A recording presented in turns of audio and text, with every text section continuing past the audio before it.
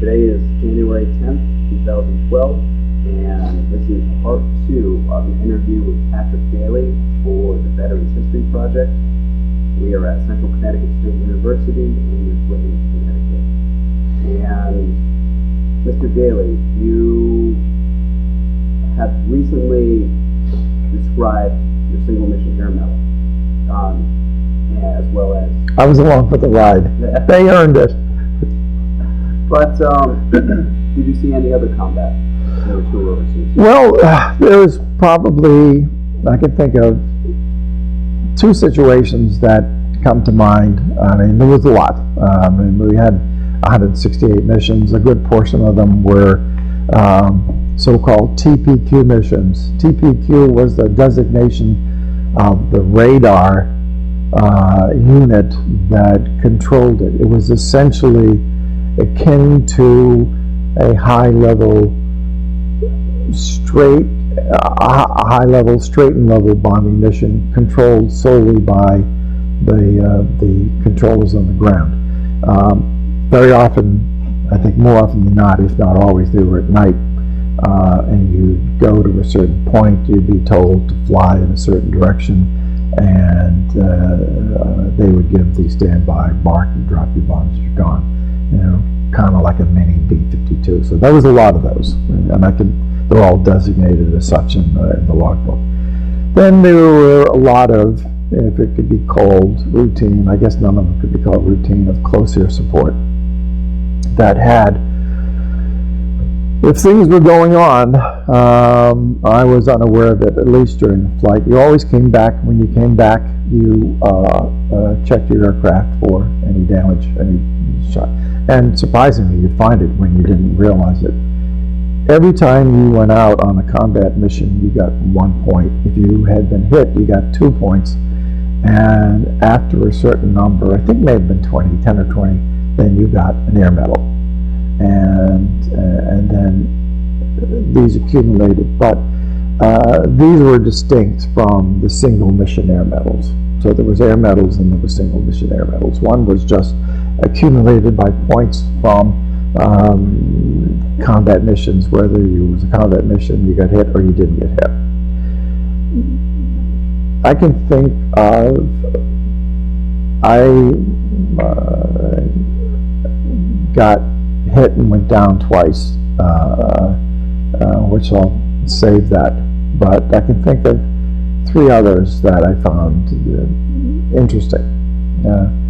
One was, there was some, like in any structure, there was some pilots who, the way the structure was, the squadron, the group, the wing. In the wing was the entire Marine Corps air structure in Vietnam. It was the 1st Marine. I think it was the 1st Marine Air Wing, even though when you designate the squadron, 334 would be 3rd Air Wing, 3rd Group, 4th Squadron. I think that's what that came from, but after a while, the squadrons switched from here to there to there, so the original designation may not have carried that, but it was, I think it was the 1st Marine Air Wing. Anyway, the group was the organization, the parent organization of all the squadrons on the base. And there were pilots who were assigned to group, but they needed to get their flight time in order to get their flight pay.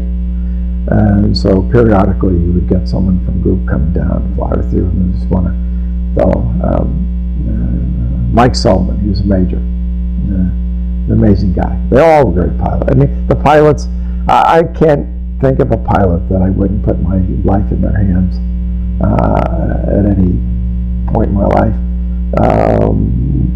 whether in a plane or not in the plane. Anyway, Mike Sullivan was a little bit more adventurous than others. This time he was the lead plane.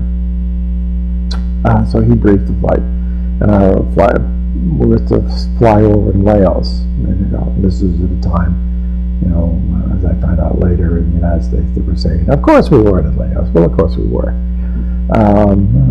But I didn't know one way or the other. All I knew is when I saw my name on the flight schedule for Laos. See, the flight schedule came out the day before.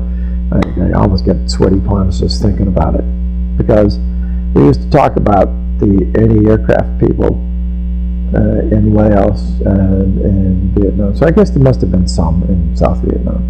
But they said the end-of-the-aircraft. Unlike the folks in South Vietnam, those in Laos, they're school-trained. And school-trained was always the term, going through the military. You learn on the job, or you were school-trained. If you were school-trained, you were better. So, Mike Sullivan, he wanted to get one of the anti-aircraft things. So this is the way he briefed it. It's at night. Our plane would fly 500 feet across the ground. The other plane would stay high.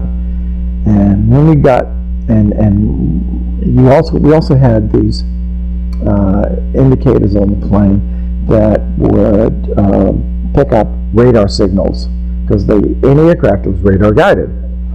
And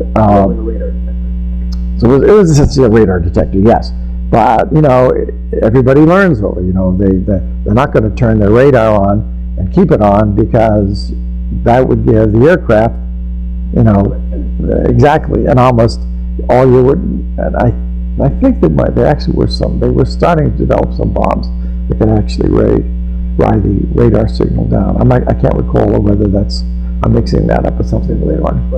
The Shrike, exactly. Yeah, they did have a Shrike at the time.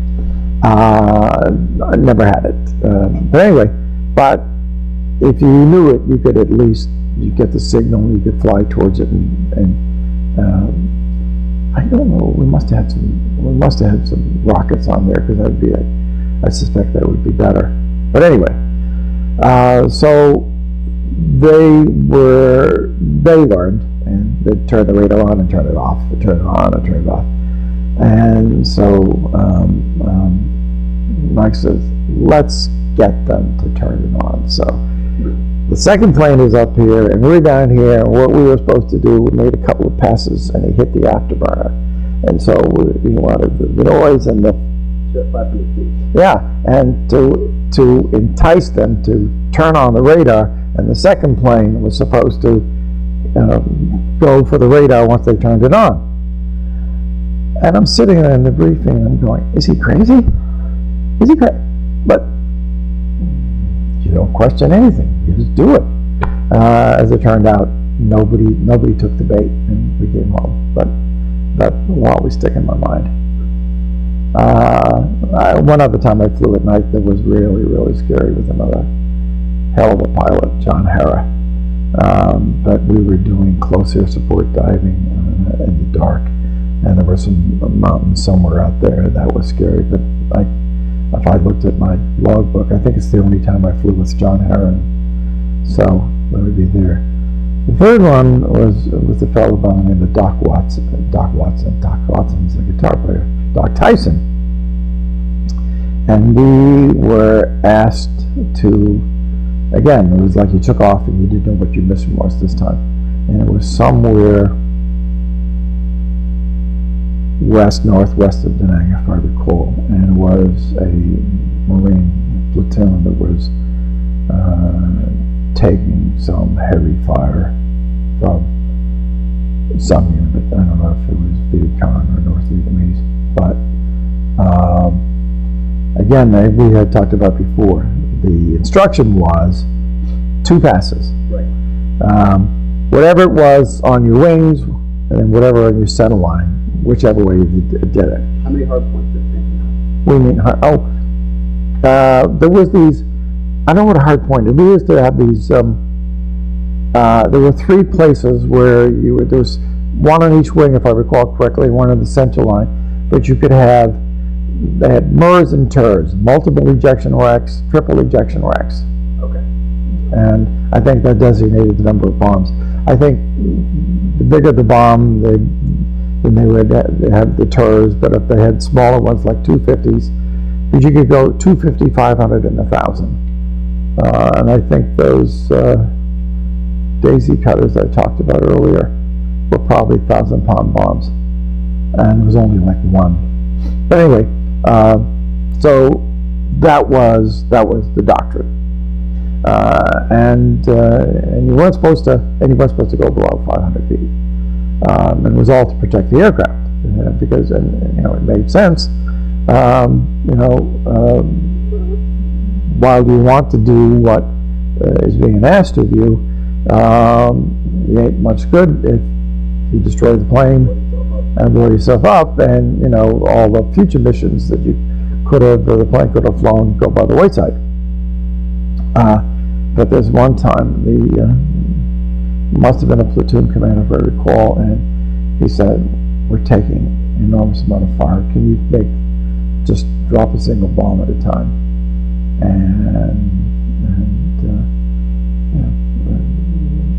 I don't know if we talked amongst ourselves, we said, "Sure." And so we did it. Again, it's that pattern I talked about earlier. We always would run parallel. You'd let us know where you were. And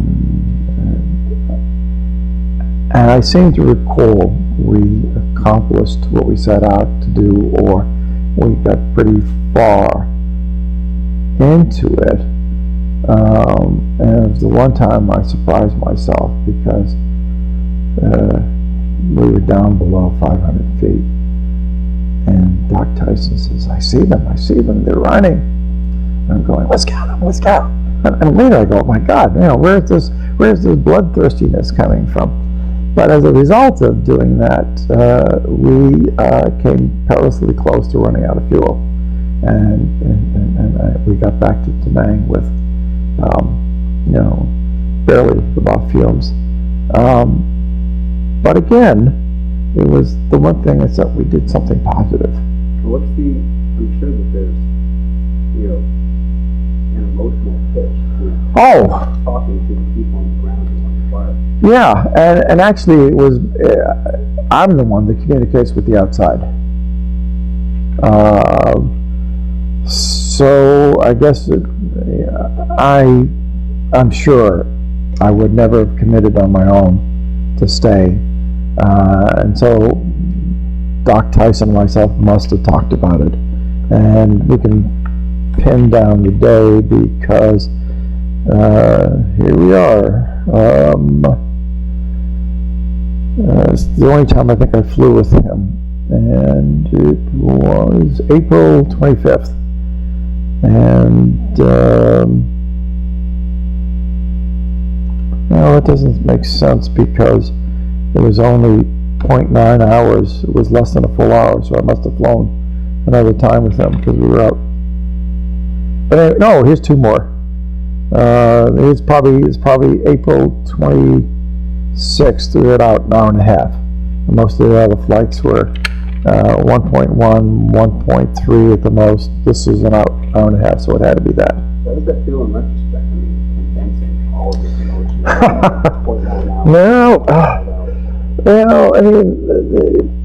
0.9 hours didn't seem any different than 0.15.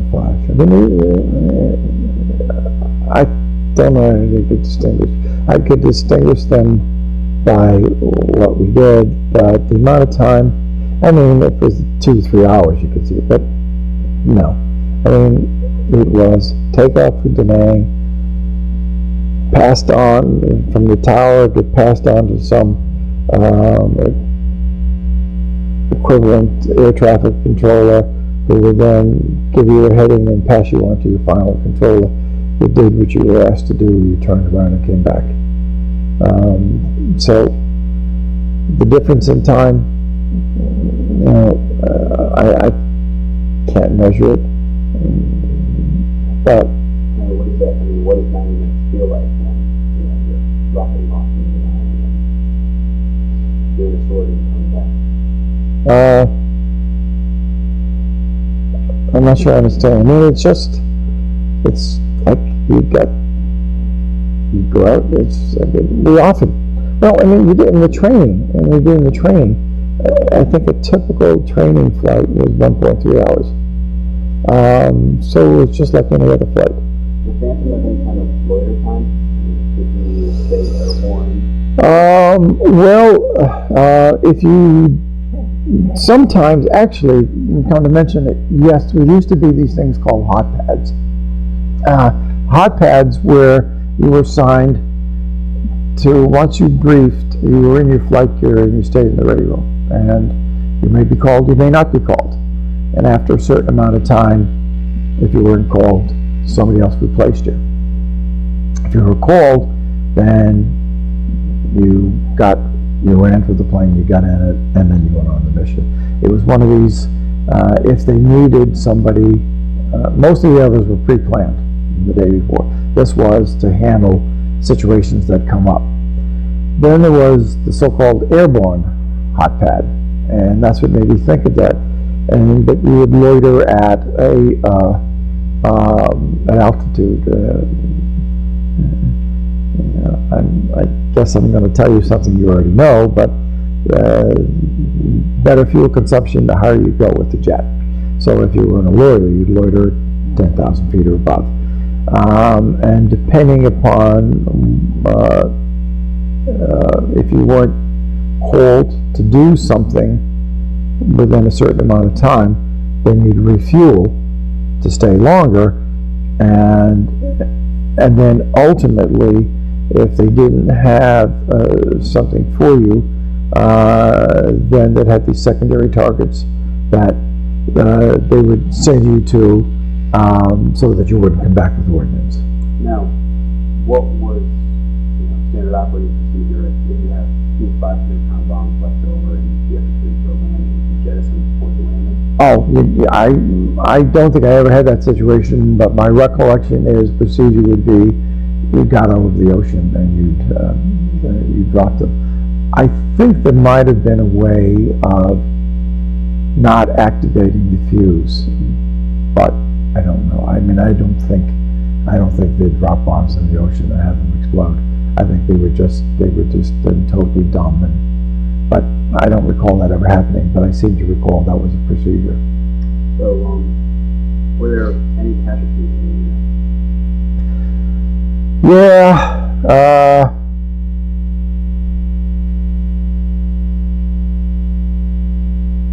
Would you prefer not to speak about it? No, just Were there any casualties in the unit? yeah, there were. There was one pilot, Rick Daly. Another. The amazing thing is that some of these guys were so soft-spoken. He was such an easygoing guy. He was from California. I mean, I know this secondhand. I think this might have happened while I was with the Battalion South Marines. But his plane got hit, the reel got out, and the last they saw his plane disappear into a cloud. They never recovered the plane. They never recovered his body. God, I'm just drawing a terrible blank. I know the guy well who was his reel. It'll come to me.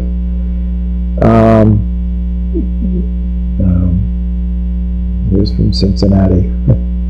The thing you remember. The other thing is Bill Ryan. Bill Ryan had transferred out of the squadron. What happened is when we transpacked, we stayed together for about 6 months, and then I guess as you got experience, you got then sent out to other squadrons, and new folks came in to fill the vacated the spots. And so Bill went with an F-4B squadron, and he got shot down over Chapone, over Laos. I can't recall if the pilot got out. I think the pilot might have got out and then recovered, but I don't remember. That's kind of fuzzy. But Bill didn't. Another likable guy is from Bogota, New Jersey.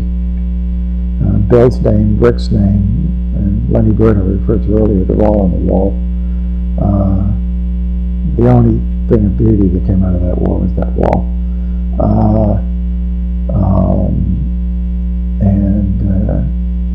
God, he loved the Marine Corps. His daughter, his first daughter, maybe his only daughter, he named her Marina Cora. all that around him used to say, "She'll never forgive you." Don't know what happened to her.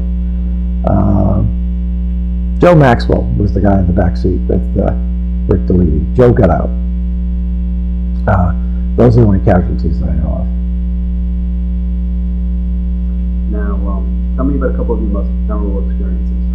Well, the airman left. Well, there's some on with 3-7. The airman left in the squadron the two times that I got hit and went down. It was after, like I say, sometime in November, I then was assigned to 3rd Battalion, 7th Marines. This is after the moratorium on bombing. Yeah, it was probably about a month later, and it just came time for. I don't think it had anything to do with moratorium. It came time, a certain number of us were trained as FACs as well. When we were at El Toro, we went down to San Diego, and there was an amphibious base there, or FIB base. I don't think it's there anymore, where they did the training for FACs. So having the training, then the slot opens up, and I'm assigned to go with 3rd Battalion, 7th Marines. I was very fortunate there because 3-7, as they were referred to, anytime the 3 was always the battalion, 7th was the, that was the other way around. 3 was the battalion, 7th Marines, so it was 3rd Battalion, 7th Marines. Just before I got there, they had been slogging around in the bush, as they referred it to, and was, I'm sure, a miserable experience. I first came to them. We were first on Hill 10, or Hill 55, and then Hill 10. Later, I found it odd how they came up with the numbers for the hills. It was the altitude. Yeah, okay, so you know. So I spent my time on Hill 55 and then to Hill 10. You're in a lake at this point. That's right. That's right. And again, I was always just remarkably taken by the quality of the Marine Corps officers, these infantry officers. I can picture a guy, I can't remember his name.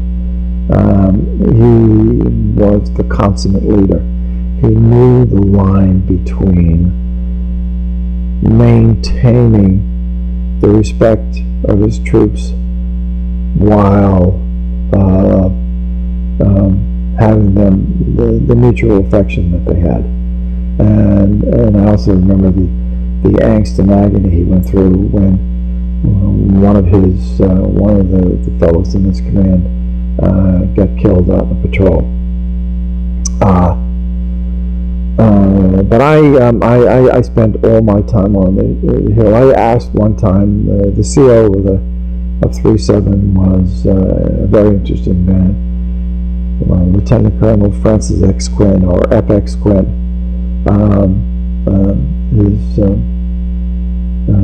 He was also a remarkable leader. In many respects, I kind of think his bark was worse than his bite, but I sure as hell would not want to have been bitten by him.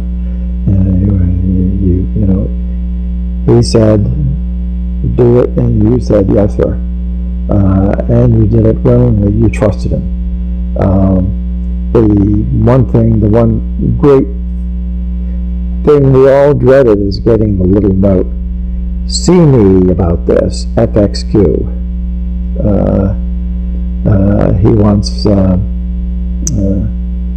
had time in my hands, and I asked my mom to send me a book, and I asked her to send me. It was this Samuel Morrison's textbook on U.S. American history, about 900 pages. He saw that I had it once, and he said, "Obviously, you have time in your hands. I'm not giving you enough to do." But he never did anything about it. The irony about being there was And it is, I found that so many times in my life, you find connections with people in other aspects of your life. One of them was a guy by the name of Jim Driscoll. He was the intelligence officer. He went to Harvard, and while at Harvard, my sister was going through, she had a job working in the dispensary at Harvard, and he knew her and she knew him, and I forget how we made the connection, but that was an interesting. Another fellow who I shared a hut with, I can't recall his first name, was it Bob, Bill, but his last name was Moore. And I didn't find out later until I went to work for the National Labor Relations Board that he was the brother-in-law of one of my coworkers at the Labor Board, who in turn also was a Marine Infantry officer, John Brown. But it was kind of odd that those connections. Yeah, it was amazing. Now, what was that transition like, going from being a backseater to back? It was actually a breather because the demands weren't that great. My function really was, as the job says, ALO, Air Liaison Officer. The operationals folks, the colonel and his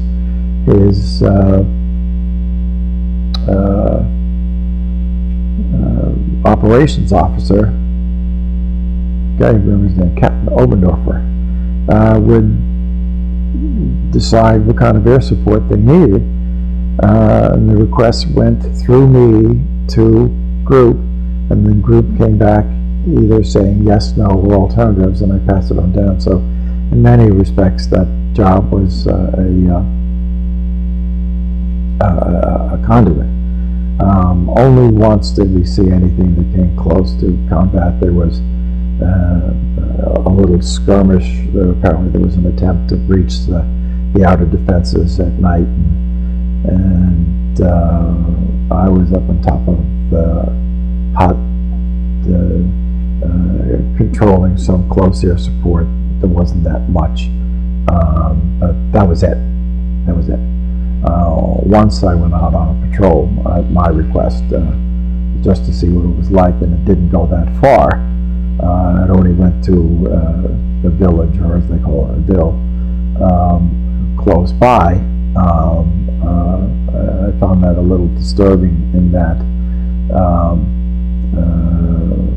the way that, and this is part of what changed my attitude towards these military adventures. They went into the village with the intention that the belief was the village males were affiliated with the Viet Cong or associated with it, so they went in, and there was nothing but old women and some children there, and sadly they came with dogs, and they terrified this old woman. Whether or not she knew anything, I felt it wasn't called for, and when they didn't get what they were looking for, the troops themselves took it upon themselves to take their cigarette lighters and burn the grassroots, which I found appalling. But I sometimes feel ashamed for not speaking up. But the mindset that you have at the time is it's not. I was an interloper. Oh, then I was probably about 24, but this is all, you kind of, and still a high degree of naivete, but with the passage of time, it starts to shrink. So that's pretty much the 3-7, except I always wondered what happened to, actually, both the CEO of 334 that flew with me when I got back to the squadron, and Lieutenant Colonel Quinn. So I looked him up on the internet, and I wasn't the least bit surprised to find in his obituary he became a major general. So he fulfilled the promise that I saw him. I mean, not that I'm a great measure, but I knew he was going to be going great places. Anyways, that's 3.7. So I come back to 3.34. Now, there's a little funny story that goes on with it. I'm sure if there ever is a statute of limitations that's long past, I got a whole bunch of extra R&Rs. And I got one was legitimate. When I first got in to Vietnam, within the first month, the Marine Corps is trying to give as much R&R to folks as possible. So they had a transport that went from Da Nang twice a week up to Okinawa. And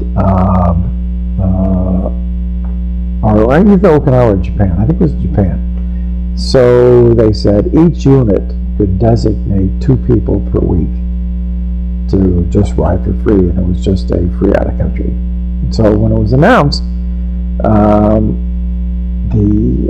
this was like within 4 or 5 weeks, I take it back, it was to Hong Kong.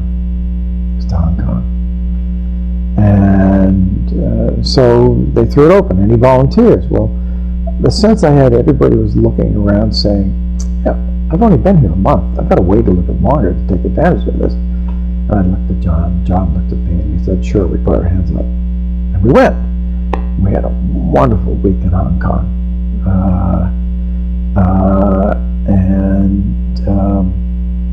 We came back 2-3 months later, and the Marine Corps, whoever was doing it in the wing, was doing it unbeknownst to higher powers. Well, it seems as though some Marines from a helicopter gunship got a little rambunctious in Hong Kong and did some damage in a hotel room. The whole thing became known, and the extra trip to Hong Kong disappeared. So the other time I got one was, but I had to pay for it, so I guess it's okay to talk about it. When I left 3.7 to go back to, while I was at 3.7, I got an R&R to Australia, Sydney. They treated us like visiting royalty. One person said that they said this because they felt us, the Americans, were fighting Australia's war. But the way they treated us well was they had these football clubs, and they're truly clubs. They have members, and it's the members' dues that pays for the functioning of the clubs. And they had a clubhouse, which was really a 4-story building. The ground floor might have had a casino, another floor had a restaurant, another floor had a place to stage, another floor had something else. And you had to be a member to go there, but if you were American servicemen, they'd let you in. And South Sydney Juniors, God love them,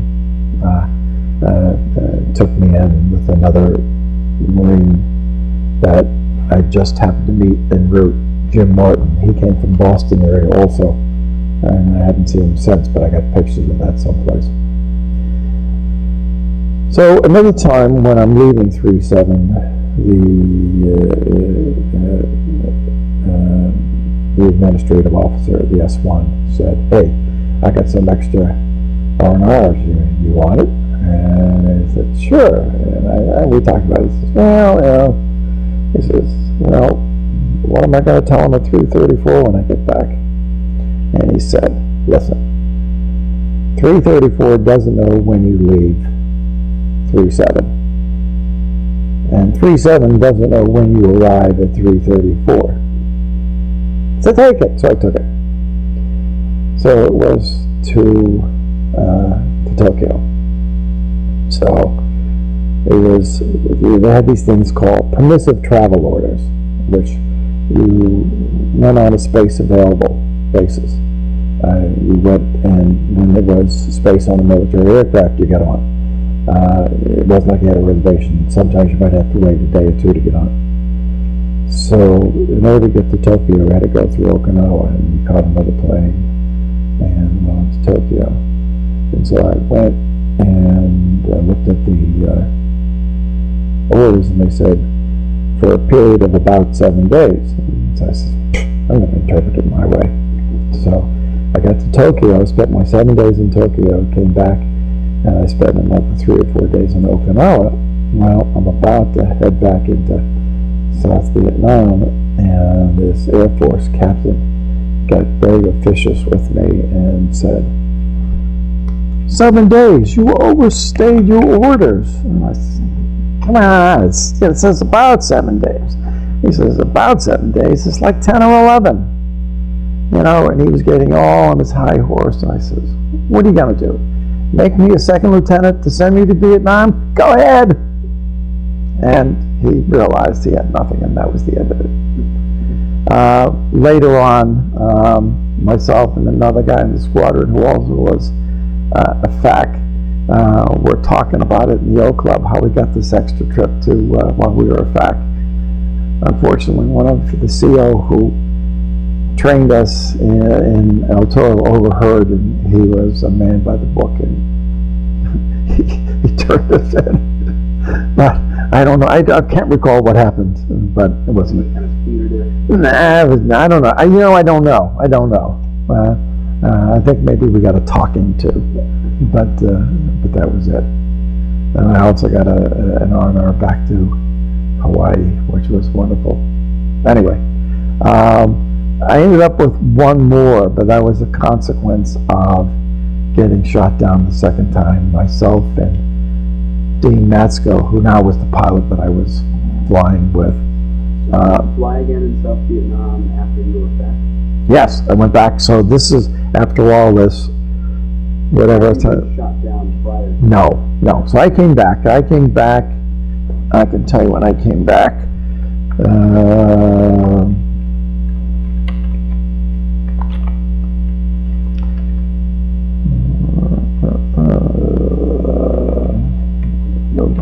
November. Looks like the latter part of February 25th was the first time I flew. I left to be a FAC November 12th. That was the last flight I had. It was my last flight with John King also. So I came back and got back into the routine. I guess not long, because I was back. Oh. Here's a picture in beautiful Southeast Asia. In the old Nomex flight suit.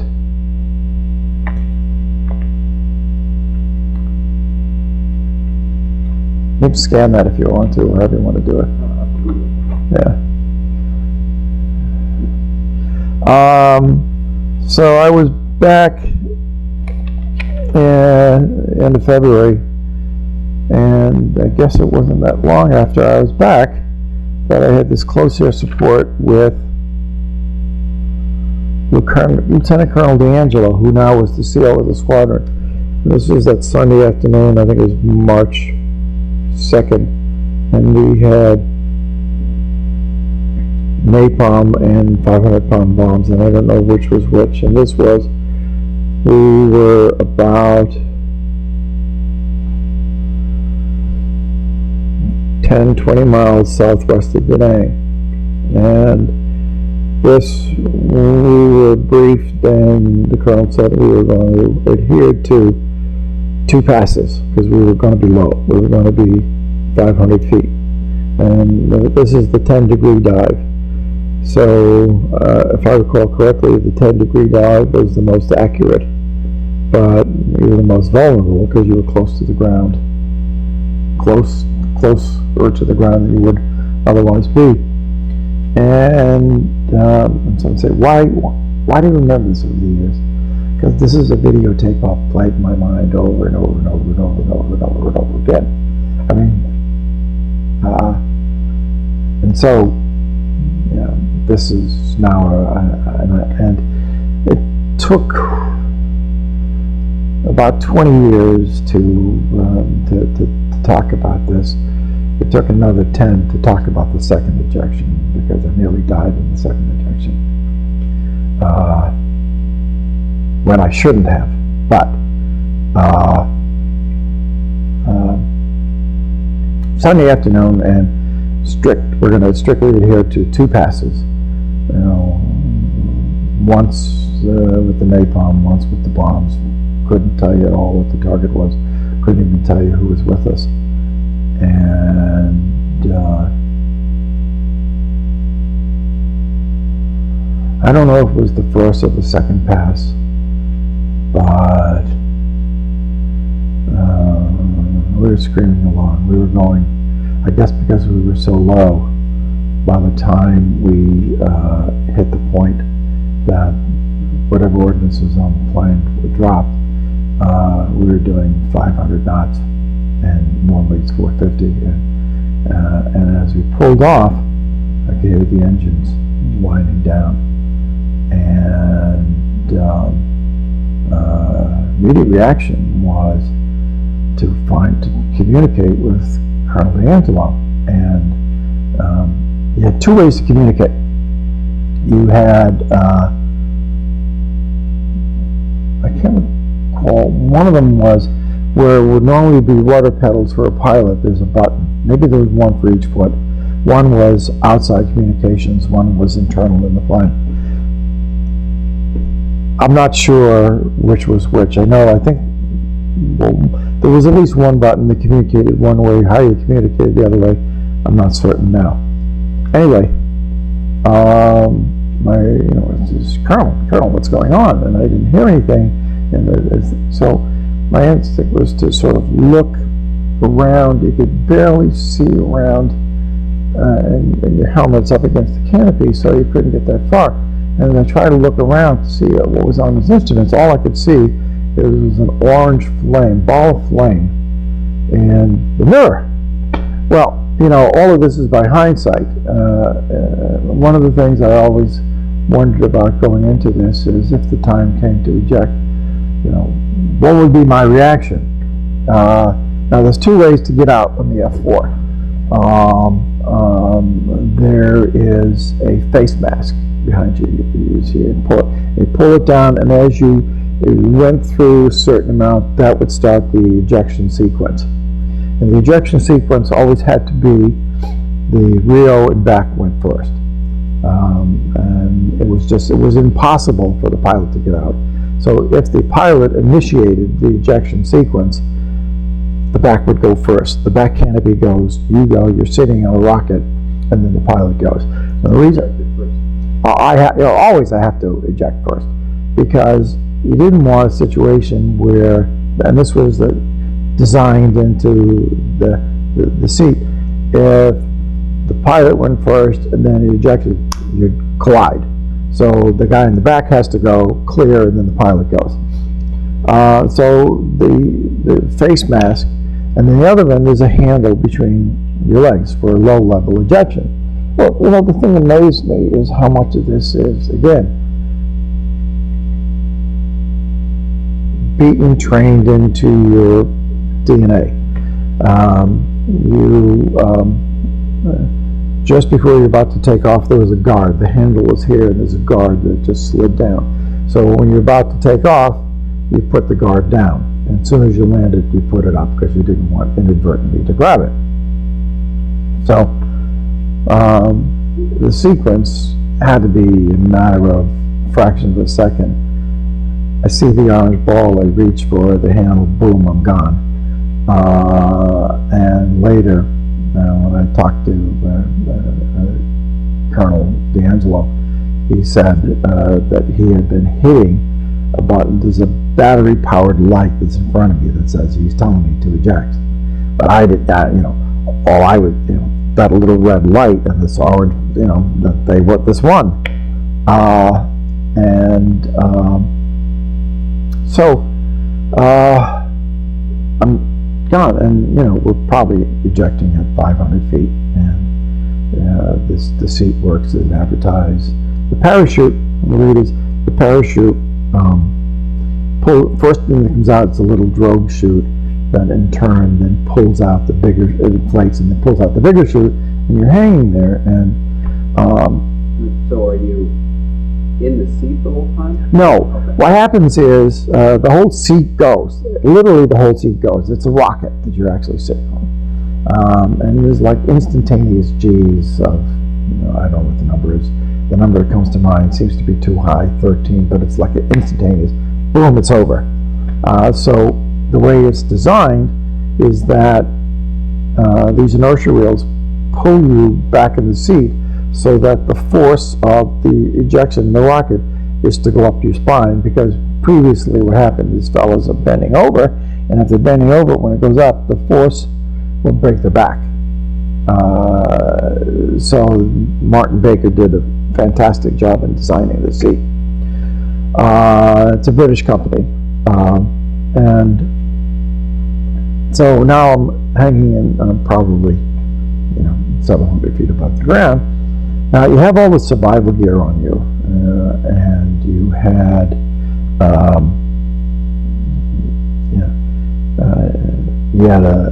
a 38.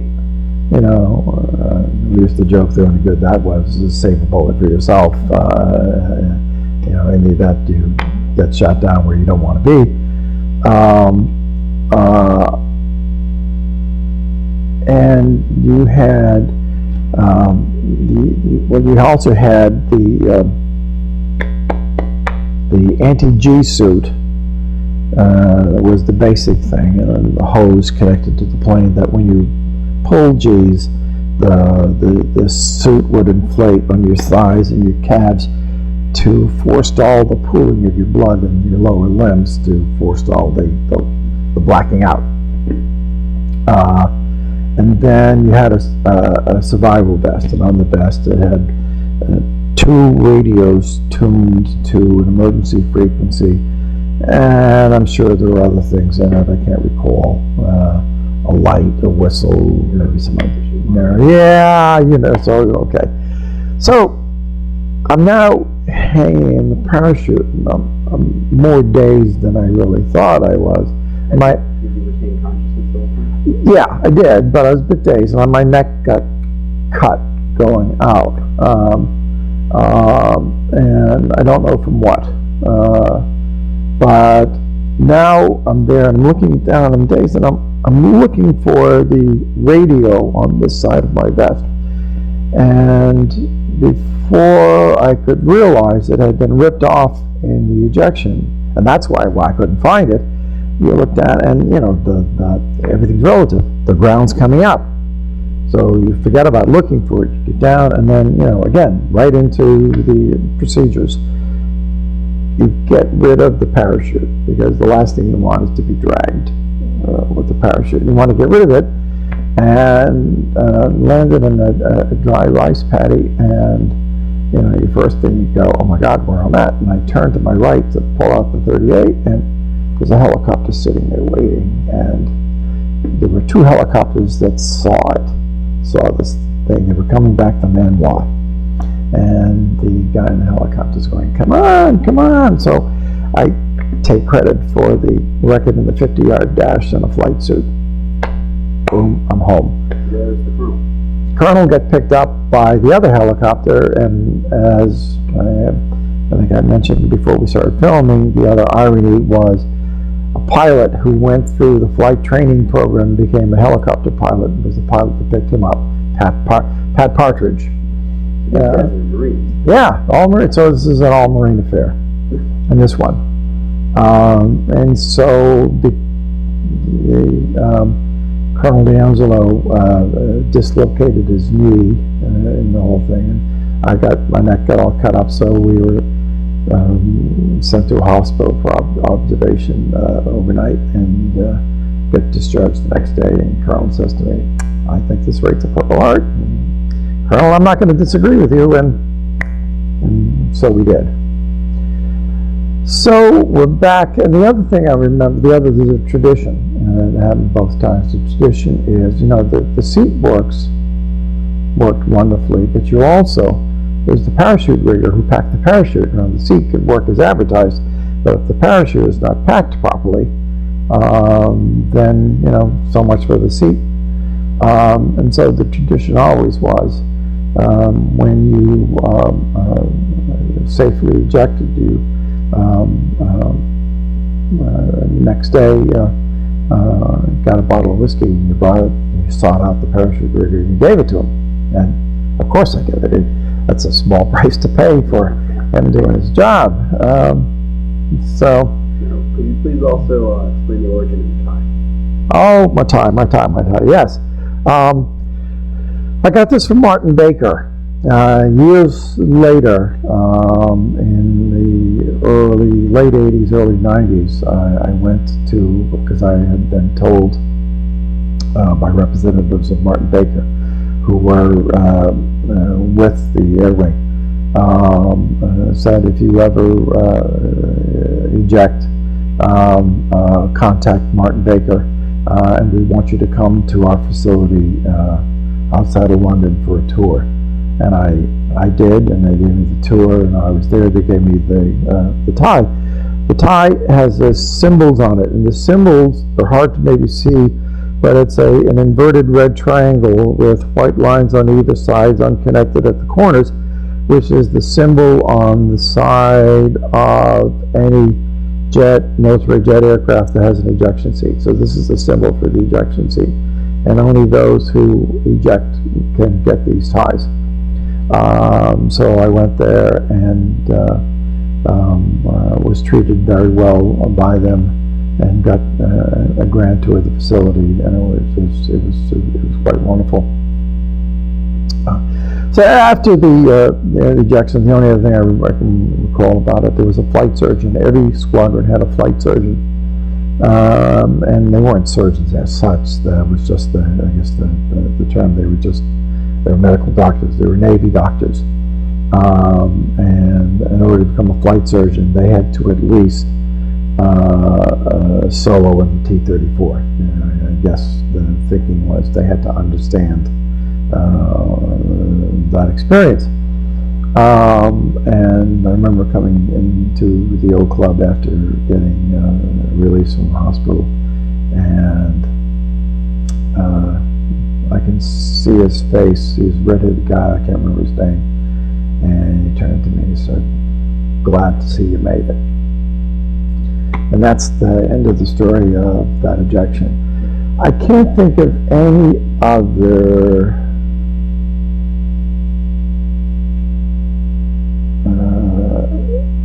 flight, hop, whatever that I had of significance until I left South Vietnam, save going down the second time.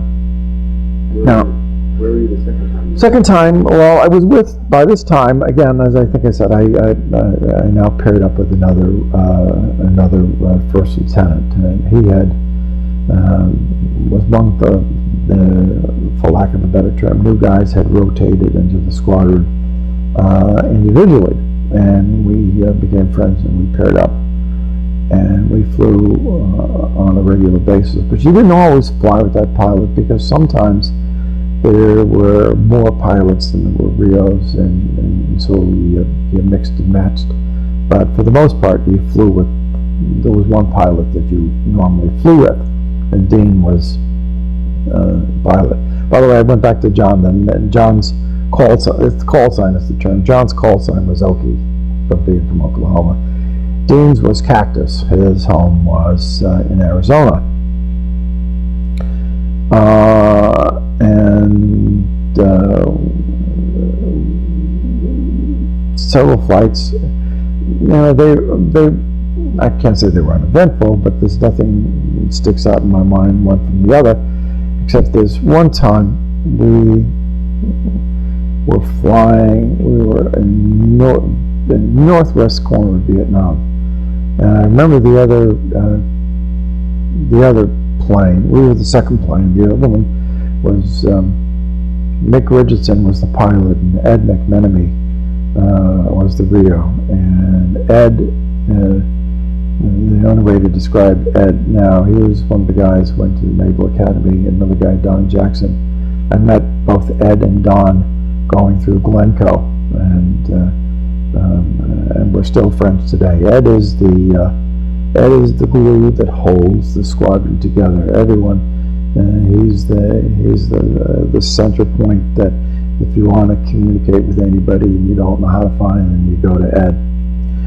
Well, Ed, they were in the flight, and this was mountainous, wooded country. And again, we were under instructions for 2 passes. And I think the second pass is when things happened. And Dean and I were very close behind. I think it was very quick. They went and then we went shortly behind. I don't remember, the only reason I remember that is because of what happened. Or the reason I think that is because of what happened. As we came over the target, or just before we did, maybe a couple hundred yards before, there must have been a secondary explosion from the ordnance that came off Mick's plane, because there was this big, huge cloud of black smoke. And just as we had to go through it. It was like, there's no other way. And we went through it, and nobody knows for certain what happened. I don't know if we got hit, whether we were low enough that we hit a tree, but not due to anything, because it all happened inside a big cloud. And we came out the other side, and again, the engines are winding down.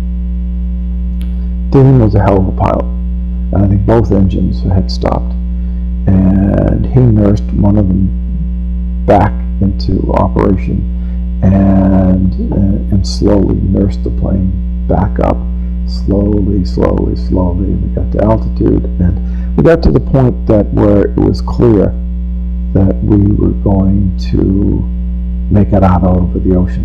So we were home free for all practical purposes. But we were so far tucked into the northwest corner of South Vietnam that when I finally felt up to telling the story, we used to say that had I stuck my left hand out, my fingertips would have been North Vietnamese airspace. I don't know exactly where we were, but we were pretty far up there. And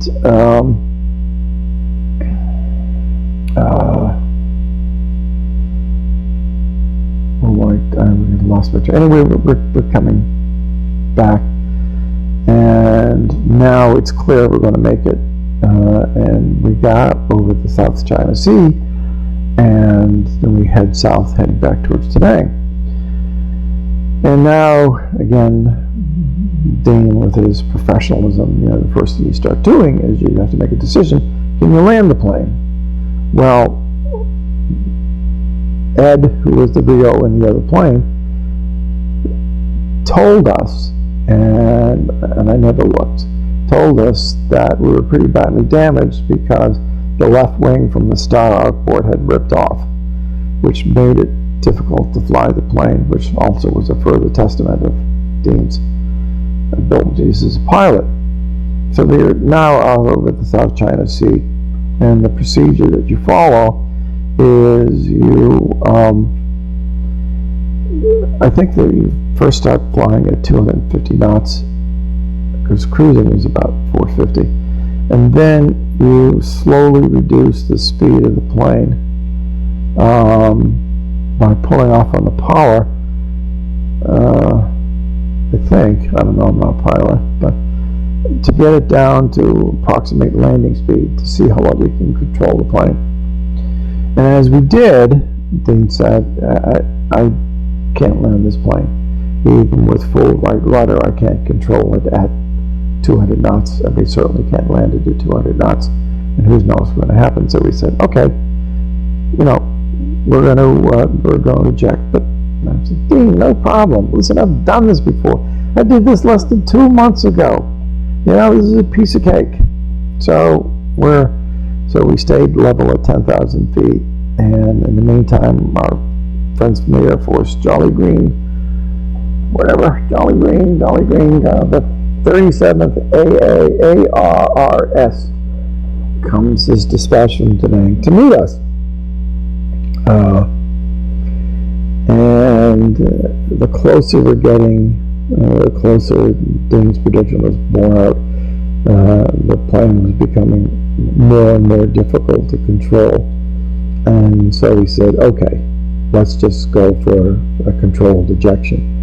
And in the meantime, Rick Richardson and Ed McMenamy are staying with us. They had the plane, you always flew together, you always stayed together.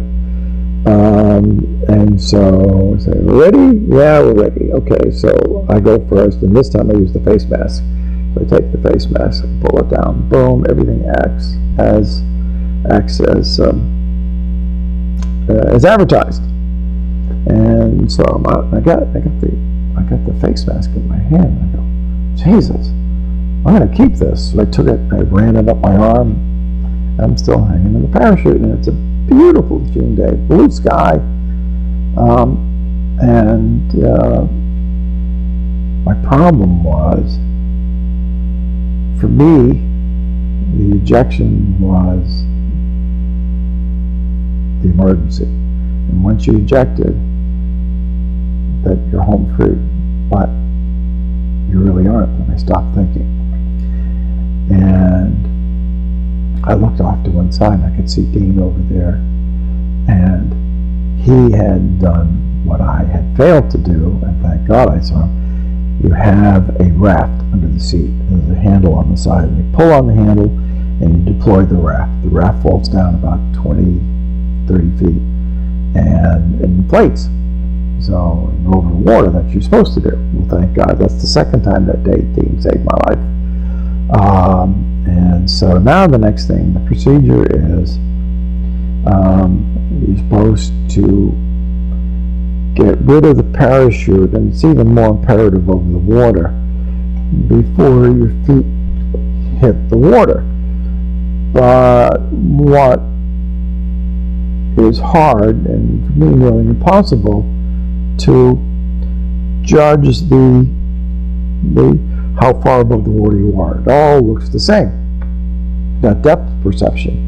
And you don't want to do it too high, because if you do it too high, you're going to come crashing down at a bad speed. Who knows what will happen. If you do it too late, then the reason they want you to get rid of the parachute sooner is, amongst the risks that you face, is the surface winds on the ocean could inflate the parachute and drag you along. And there have been some stories of crew members drowning because of this. Interestingly, whatever you can say about the military, they train you well. Amongst the things, especially the Navy, one of the things we did in a training course is you were in the equivalent of, you're in a harness with shroud lines, but they were tied to an end of the boat. So you jumped off, and you were dragged along the water, and you were taught a technique if that had happened, how you would reverse, and so you'd be face up so you wouldn't drown. And even then, before I even got into the training program, for the flight training program, I couldn't swim. And so I had to go through a 2 weeks in training tank 2 in Pensacola, learning to swim. And it was all, they teach you survival swimming, so that they felt it was a necessary prerequisite to going into flight training, because in the Marine Corps, you're going to fly over water a lot, and you're not going to be comfortable flying over water if you don't feel comfortable about getting in the water. So that was an interesting experience. The highlight of it was you had to be able to swim a mile in under 90 minutes, and you did it in a tank, a swimming pool. It was a training tank, and so many laps up and down, couldn't touch the sides. I guess you could touch it just to push off and turn around or whatever. I did it on my back, 89 minutes. So I don't know if they were saying, shit, he can do it. He's over 90, but I'll give him 89 anyway. Who knows? But, the important thing is I passed the thing. So, anyway, so it comes time to get close to the water, and before I know it, I'm underwater. And now, the first thing you start doing is you start treading water to try to stop your descent and come back to the surface. And all I was doing was slowing it down. And I could look up, I can see the surface. And this is the part that I couldn't talk about for like 30 years because it gave me such a sense of terror to realize that here I was, because of my stupidity or whatever, I was about to die, and I'm saying, this is not the way to die. This is not the way. And all of a sudden, I saw the raft. And the raft was tied to me, and I pulled myself up the raft, got over on the raft. Along comes, by this time, Jolly Green's around, and they're saying, come on around here. I can't. So they had a diver come in, cut the shrouds, puncture the raft, send the grappling hook down, sit me on, take me off, take me home. End of story. Now, here's where I got the grief. I'm old enough, I can tell this story now. I had a goddamn camera with me. I put the camera around my neck for the ejection. Why? I thought I could keep it. Why? I thought it wouldn't get damaged. But then I had the even greater lack of common sense to tell folks about it. Man, I took so much grief over that.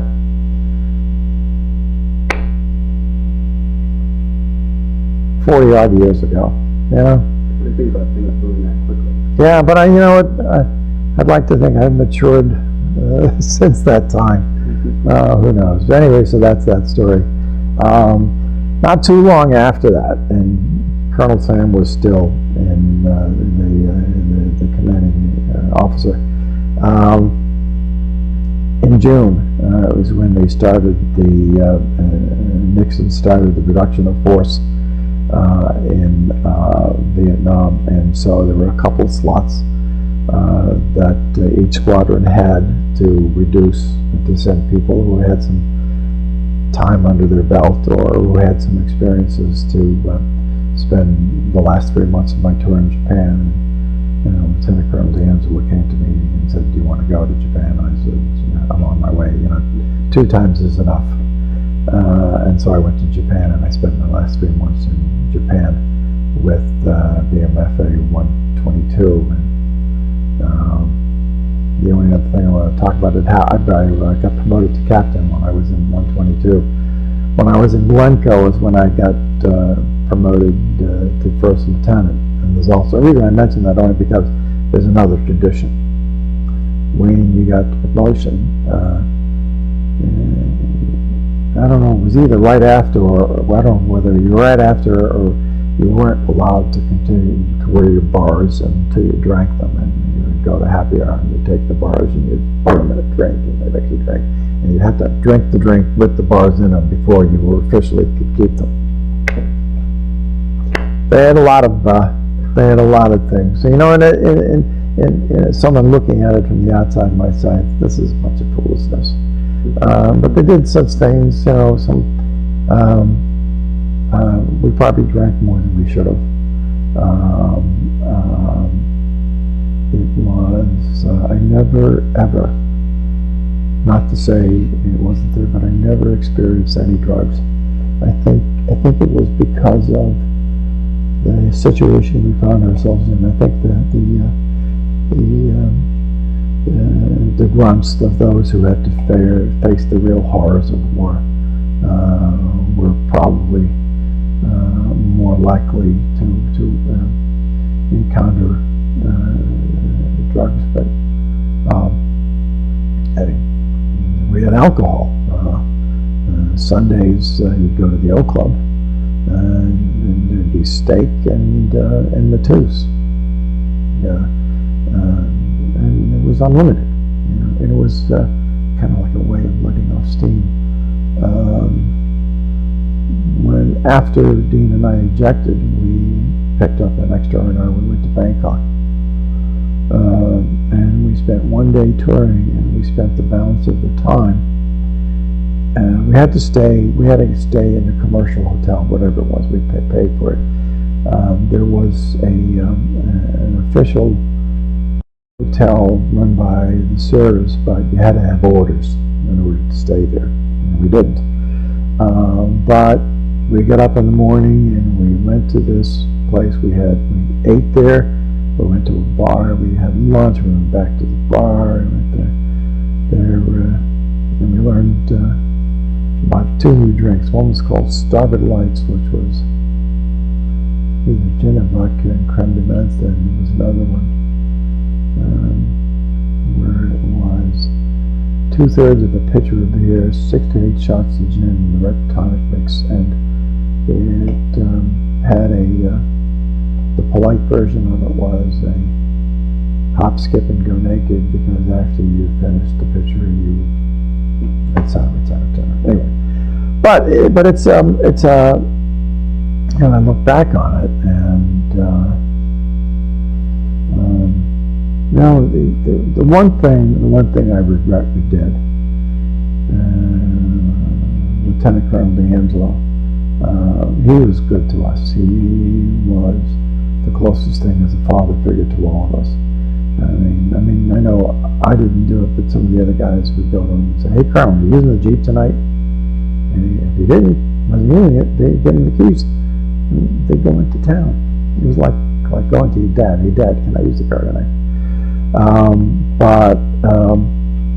I think one time, there used to be sometimes these times in the Oak Club were very rambunctious. I know myself and another guy got tossed out of there one time for dancing on the tables. Silly reason to do it, you know. We weren't doing any damage. We weren't doing it. It was just money off a little steam. The other fellow, Ben Yorkoff, he's now a doctor with the VA in Maryland, and he's committed to caring for the vets that are coming back from Afghanistan. He's a wonderful person, but he's a practical joker too. And before we left, though, we both got a bottle of champagne. It was really lousy. It was just cheap stuff. And the major who threw us out of the club, who shall go unnamed, we snuck back in. We shook the champagne up, we popped the cork, and we aimed at him, and then we ran. I remember, I was 24. I wasn't, but anyway. So that's Vietnam. I came back and I spent my last year at 451, BMFA 451. Essentially, and it was kind of an odd role, essentially as the senior, combat veteran, helping to train the new pilots coming through. And I wasn't supposed to get out until mid or late September, and I asked for an early out so I could go to law school. And initially the Marine Corps said no, and then they said yes, so I was able to start law school at Boston College, and to this day, I think the reason I got into Boston College, it wasn't because of my grades or LSAT scores. I think a large measure was the time in the Marine Corps. And that's my story, unless you get some questions. Oh, I do have some more. Okay. This is non-combat related. Okay, all right. So, I tell you, I had one thing I always, when I used to tell, I have 2 daughters, one's 24, one's 25. One's an actress waiting for her break in New York City, Emily. And my daughter Julia is 25. She got out of law school last May. She went to Vanderbilt, and she's now in her first real job as a lawyer in South Carolina. We're going to go visit her actually this coming weekend. And parenthetically, before we get to Columbia, South Carolina, where she's at, my wife and I are going to go spend a night outside Atlanta, Georgia, with one of the friends that I met in Glencoe, and he was an air traffic controller. Rick Barry, who, in my view, is the funniest person on the face of this earth. He spent his post-Marine career as an FBI agent and has got more stories than anybody. But they're his to tell, not mine. But anyway, when my kids were 8, 9, 10, they would ask about it. I could tell them the first story, but it was hard to tell the second injection story, not until they get older. And I always couldn't help adding, and to this day, I still wonder why I survived. I survived 2 ejections. The likes of Rick Daly, Bill Ryan didn't make it, Lenny Bird didn't make it, so why should I survive as opposed to them? And I used to tell the girls, I think I know why I survived. I survived because in order for them to be born, and then later modified it to say I also survived to meet the soulmate who is my wife now. So, who knows the answer to those questions? Those are my answers. They may not be the right answers, but those are my answers. And one other thing, after when I ejected the second time, the reason I was so amenable to going to Japan, I felt a little bit shaky. And it always used to bother me, and until only recently I figured out in part why, and it's sort of like when you're in the passenger of a speeding car, and someone is maneuvering, what have you, while you trust the driver, that sense of not being in control can make you a little bit unnerved as to what's happening with the car, and I think that's what was happening with myself. I'm sorry, I interrupted you. You had a question? Not at all. But, yeah, there's actually one of the questions I was going to ask. You continue to place your life in the hands of these pilots. I would today. They were the consummate professional. There was an article years ago in the New York Times Magazine. I've looked for it for years, and it talked about the special nature of the naval aviator as opposed to pilots in the Air Force or any other place. And the author of the article found special traits that were unique to naval aviators. And I think in part what explains it is the intensity and precision of the training that's necessary in order to land a powerful jet on a carrier, sometimes in rough seas and sometimes at night. Now, no disrespect to our Air Force brethren, but they don't have to do that. And when they land on a 2-mile runway. Now, I never experienced this. I'm sorry that I never experienced the landing or takeoff from a carrier. The closest I came to it is a simulated from a static on a field where you would be launched with a catapult, and then you would land catching wires across a runway on a field, not a runway on a carrier, and it certainly wasn't tilting. Now, just so that we don't go over, Sure. I'm going to start a segment. Okay. So this will conclude part 2